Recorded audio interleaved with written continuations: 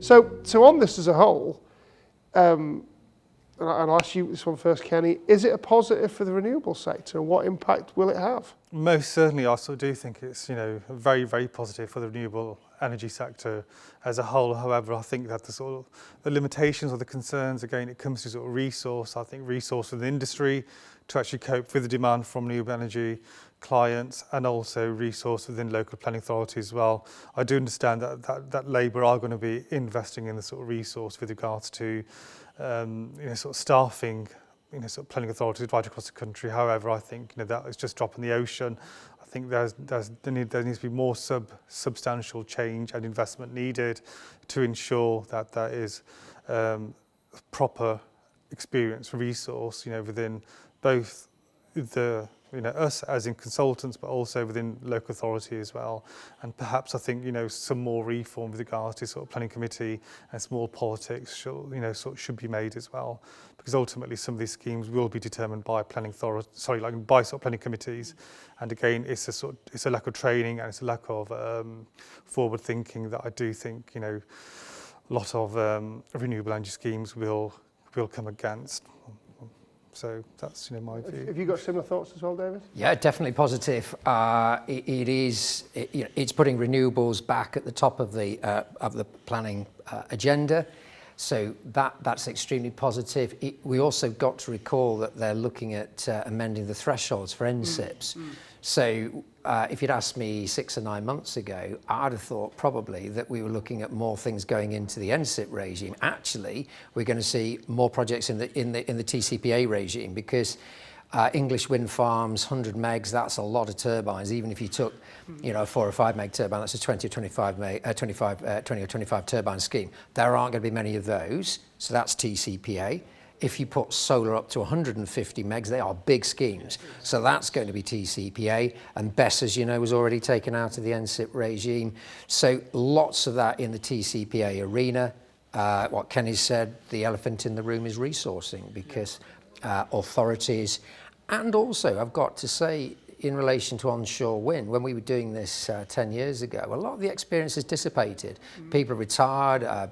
Sadly, some of them no longer even with us. So it isn't a case of just turning the tap on immediately. Projects take a couple of years to fire up, EIA, all of that. So great start, very positive, lots to do. I think you're right, and the resource point, it's something that gets talked about a lot in different circles. I know British Chamber of Commerce is lobbying government around that, and one of the points that keeps getting brought up is that planning resource is a little bit like a balloon.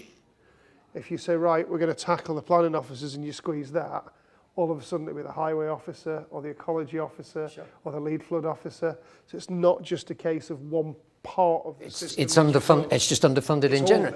It's all of it's underfunded, and I often use this analogy. It's like I'm sure you've all played tennis against somebody who's not very good. It's pretty boring. Actually, you need people who are equivalent level on both sides of the net to have a proper game of tennis. And I think that is a very good analogy.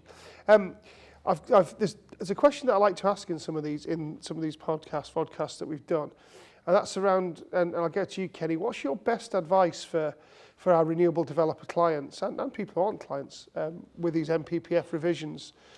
What's the best advice with these revisions? What would you be telling them to do now in terms of their new sites coming forward? I think with these new sites coming forward, be it for residential, for renewable, is to be absolutely sure on the consultancy team that you're going to be choosing, but also to do all your homework as well, with regards to the constraints.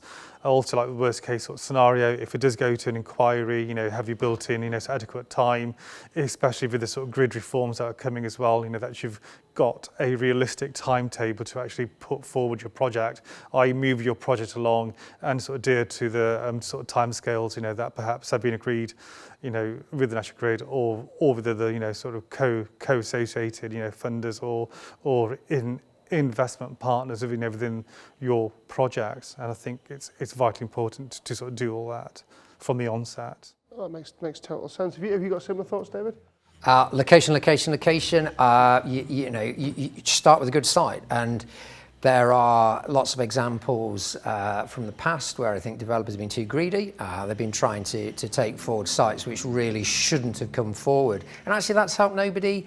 Some of the schemes towards the end of the onshore goal nearer 10 years ago weren't actually very sensible sites. So have a sensible site, be realistic, engage with the local community, because that is going to be a big part of what we do going forward.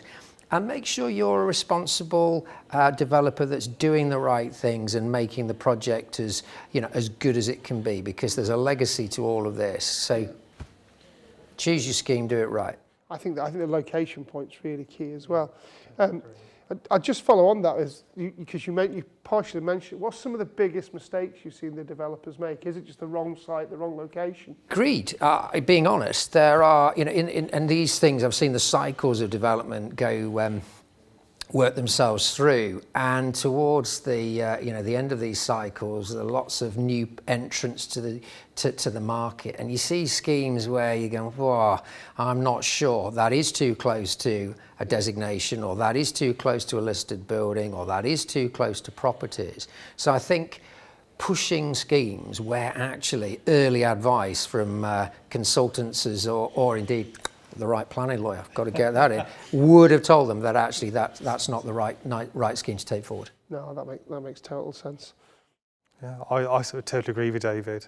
Totally agree, and I think that sort of that advice is absolute key. Yeah, that makes absolute sense. Yeah, yes, it does. Yeah. Well, just one question that we always ask our guests when they come along, and this is for some of the students that are currently studying A-levels, GCSEs, or might be doing their degree course or other sort of BTEC or other apprenticeships at the moment. What advice would you give to somebody who wants to be a budding planning barrister? Planning barrister? Don't worry so much about your A-levels, quite frankly. Just do subjects that interest you, because the good thing about planning is that it is such a broad church, and it's about politics, it's about geography and history and where we work. So there's lots of things. There's a home for lots of different interests. So I'd say choose A-levels that you're interested in, choose a degree that you're actually interested in and do well at, and then I think the law can come added on to that later. What you have to have, I think, is an interest in how we live and how we want to improve things for people in the in living conditions. If that's the driver in planning, so geography and people, that's planning. Sounds like superb advice. Yeah, it's excellent. Well, thank you very much for listening today. I think it's been a really interesting conversation with David and Kenny, talking around these changes to the NPPF and how they're going to impact renewables. I think it came through really clear that this is really positive. There is a bit of a long way to go. It's really positive to get to where we want to go. There's going to be some interesting things around wind, as David has said, in terms of skills and knowledge and technical knowledge. There's also the side where Kenny was talking about, can we get this volume of schemes through because of the constraint in terms of resources, and making sure that resources are equal on both sides. I think the part about location was key for sites. It is key to get the good location. And that point that was made towards the end on greed, don't try and overbuild, don't try and overstretch the site. I think we've seen that in a lot of different sectors, and it does make it difficult, because if you can't get it away in an application, then there's no point in going something that's sort of like, say, 100 megawatts when you can only really get 50 on the site because of the constraints. So thank you very much for watching and listening. Please follow us on Instagram, YouTube, LinkedIn, and we look forward to you tuning into the next one. Thank you.